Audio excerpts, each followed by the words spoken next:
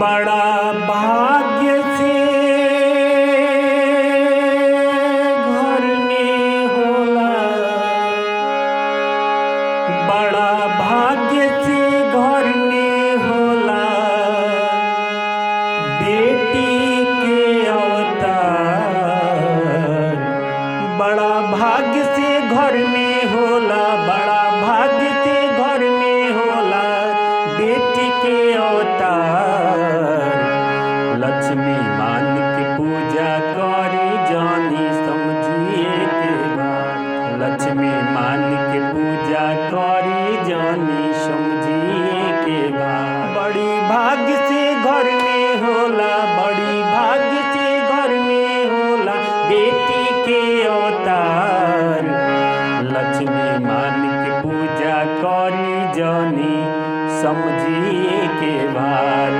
लक्ष्मी मान की पूजा करी जानी समझिए के भार।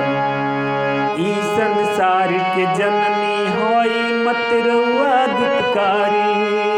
बेटी के विपत समझ के तानन कबो मारी। ई संसार के जननी होई मत रउआ दुत्कारी।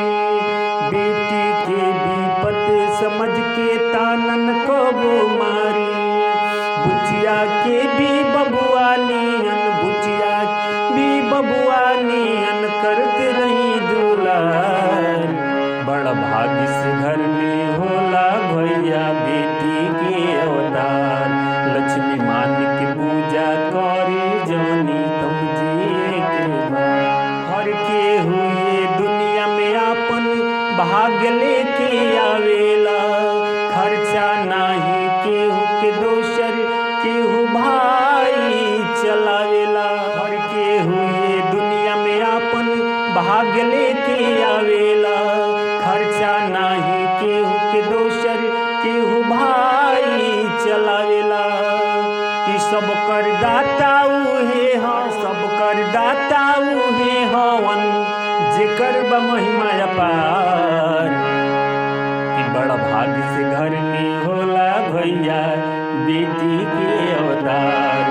लक्ष्मी मान की पूजा करी जानी समझिए के भार। दूसरा घर के संपत्ति होई रउआ घरे न जइहे।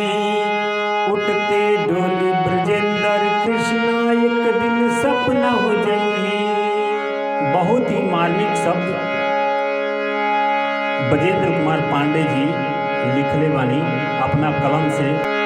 दूसरा घर के संपत्ति होई रउआ घरे न रही। उठते डोली ब्रजेंद्र कृष्णा एक दिन सपना हो जइहे। चल जइहे फिर छोड़ के आओ, चल जइहे फिर छोड़ के राउर घर पूरा संसार। बड़ा भाग्य से घर में होला भैया बेटी के अवतार।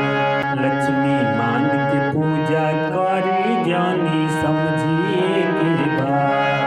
बड़ा भाग्य से घर में होला बेटी के अवतार।